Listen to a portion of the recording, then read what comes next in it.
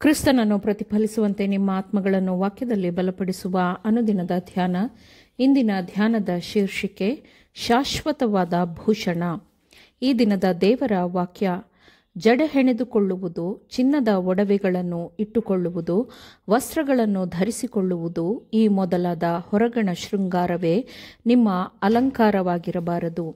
ಸಾತ್ವಿಕವಾದ ಶಾಂತ ಮನಸ್ಸು ಎಂಬ ಒಳಗಿನ ಭೂಷಣವೇ ನಿಮ್ಮ ಅಲಂಕಾರವಾಗಿರಲಿ. ಇದು ಶಾಶ್ವತವಾದದ್ದು, ದೇವರ ದೃಷ್ಟಿಗೆ ಬಹು ಬೆಲೆಯುಳ್ಳದ್ದೂ ಆಗಿದೆ.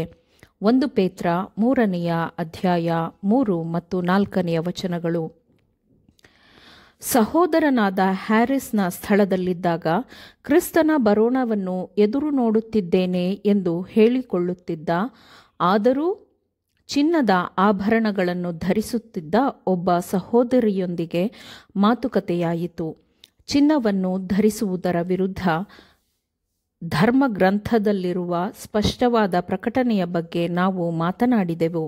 ಆದರೆ ದೇವಾಲಯವನ್ನು ಸುಂದರಗೊಳಿಸಲು ಸೊಲೊಮೋನನಿಗೆ ಎಲ್ಲಿ ಆಜ್ಞಾಪಿಸಲಾಗಿದೆ ಎಂದು ಆಕೆಯು ಕೇಳುತ್ತಾ ದೇವನಗರದ ಆಕೆಯು ಉಲ್ಲೇಖಿಸಿದಳು. ಲೋಕದಲ್ಲಿ ನಮ್ಮ ಪ್ರಭಾವವನ್ನು ಬೀರಲು, ಪ್ರಭಾವವನ್ನು ಹೆಚ್ಚಿಸಲು ಹೊರಗಿನ ಅಲಂಕಾರವು ಸಹಾಯ ಮಾಡುವುದಾದರೆ ಅದು ಸರಿಯಾದದ್ದಲ್ಲವೇ ಎಂದು ಹೇಳಿದಳು. ನಾವು ದರಿದ್ರಾವಸ್ಥೆಯಲ್ಲಿರುವ, ಬಿದ್ದು ಹೋದ, ನಶಿಸುವ ಮನುಷ್ಯರು. ಸೊಲೊಮೋನನ ದೇವಾಲಯವು ವೈಭವಯುತವಾಗಿ ಅಲಂಕರಿಸಲ್ಪಟ್ಟಿತ್ತು ಎಂಬ ಕಾರಣಕ್ಕೆ ನಮ್ಮ ನಶಿಸುವ ದೇಹಗಳನ್ನು ಅಲಂಕಾರಗೊಳಿಸುವ ಬದಲು ನಮ್ಮ ಬಿದ್ದು ಹೋಗಿರುವ ಸ್ಥಿತಿಯನ್ನು ಜ್ಞಾಪಕ ಮಾಡಿಕೊಳ್ಳಬೇಕು.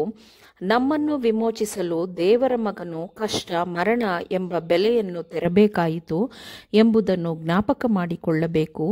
ಇದು ನಮ್ಮ ಸ್ವಾರ್ಥವನ್ನು ಅವಮಾನಪಡಿಸುವಂತಾಗಬೇಕು ಎಂದು ನಾನು ಅವಳಿಗೆ ಉತ್ತರಿಸಿದೆ.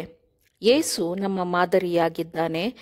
ಯಾವನಿಗಾದರೂ ನನ್ನ ಹಿಂದೆ ಬರುವುದಕ್ಕೆ ಮನಸ್ಸಿದ್ದರೆ ಅವನು ತನ್ನನ್ನು ನಿರಾಕರಿಸಿ ತನ್ನ ಶಿಲುಬೆಯನ್ನು ಹೊತ್ತುಕೊಂಡು ನನ್ನ ಹಿಂದೆ ಬರಲಿ ಎಂದು ಯೇಸು ತನ್ನ ಅವಮಾನ ಮತ್ತು ಕಷ್ಟಗಳನ್ನು ಬದಿಗಿಟ್ಟು ಜನರನ್ನು ಕರೆಯುವಾಗ ಅಪಾರ ಜನಸಮೂಹವು ಆ ಕರೆಯನ್ನು ನಂಬಿ ಆತನನ್ನು ಹಿಂಬಾಲಿಸುತ್ತದೆ.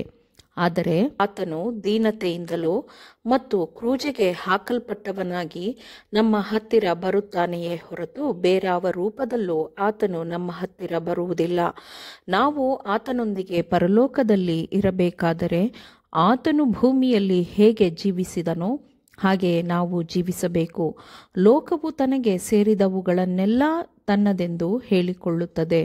ಆದುದರಿಂದ ಜಯಿಸಲು ಬಯಸುವವರು ಅದಕ್ಕೆ ಸೇರಿದವುಗಳನ್ನು ಬಿಡಬೇಕು.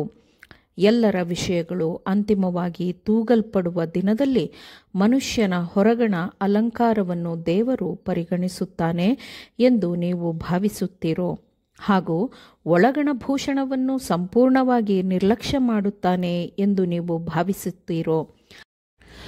ಸತ್ಯವೇದದ ಯಾವುದೋ ಒಂದು ವಿಷಯವನ್ನು ಪರಿಗಣಿಸಿ ಅದನ್ನೇ ನೆಪವಾಗಿರಿಸಿಕೊಳ್ಳದಂತಹ ಸ್ಥಿತಿಯಲ್ಲಿ ತಮ್ಮನ್ನು ತಾವು ಇರಿಸಿಕೊಳ್ಳಲು ನಮ್ಮ ಸಹೋದರಿಯರಿಗೆ ಸಾಕಷ್ಟು ಉತ್ಸಾಹ ಮತ್ತು ನೈತಿಕವಾದ ಧೈರ್ಯವಿಲ್ಲವೇ? ಅಪೊಸ್ತಲನು ಈ ವಿಷಯದ ಬಗ್ಗೆ ಅತ್ಯಂತ ಸ್ಪಷ್ಟವಾದ ನಿರ್ದೇಶನವನ್ನು ನೀಡಿದ್ದಾನೆ. ಹಾಗೆಯೇ ಸ್ತ್ರೀಯರು ಮಾನಸ್ಥೆಯರಾಗಿಯೂ ಡಂಭವಿಲ್ಲದವರಾಗಿಯೂ ಇದ್ದು ಮರ್ಯಾದೆಗೆ ತಕ್ಕ ಉಡುಪನ್ನುಟ್ಟುಕೊಳ್ಳಬೇಕೆಂದು ಅಪೇಕ್ಷಿಸುತ್ತೇನೆ.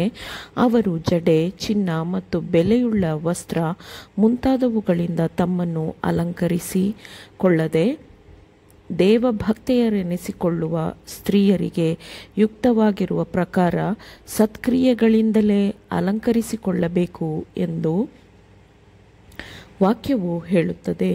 ಉಡುಪು ಮತ್ತು ಭೋಗದ ಮೇಲಿನ ಪ್ರೀತಿಯು ಸಾವಿರಾರು ಜನರ ಸಂತೋಷವನ್ನು ಹಾಳು ಮಾಡುತ್ತಿದೆ. ಸರಳವಾದ ಉಡುಗೆಯನ್ನು ತೊಡುವುದು, ಎಲ್ಲ ವಿಧವಾದ ಆಭರಣ ಭೂಷಣಗಳ ಪ್ರದರ್ಶನದಿಂದ ದೂರವಿರುವುದು ಇದು ನಮ್ಮ ನಂಬಿಕೆಗೆ ಅನುಗುಣವಾಗಿದೆ.